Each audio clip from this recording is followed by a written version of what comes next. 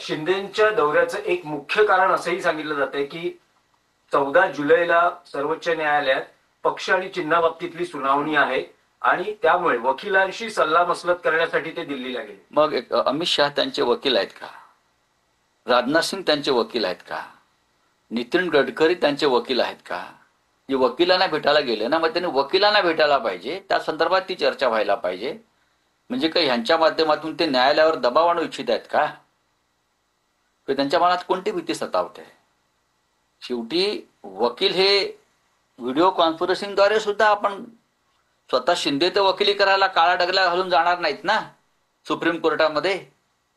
म्हणजेच तुम्ही अमित शहाच्या माध्यमातून किंवा राजनाथ सिंग यांच्या माध्यमातून किंवा अन्य केंद्रीय नेत्यांच्या माध्यमातून हा खटला आतापर्यंत जो काय रेंगाळत ठेवलाय किंवा निर्णय तुम्हाला हवे जसे निवडणूक आयोगाकडून घेतले, तुम्ही त्याच माध्यमाचा वापर करताय का हे सिद्ध होत आहे. मग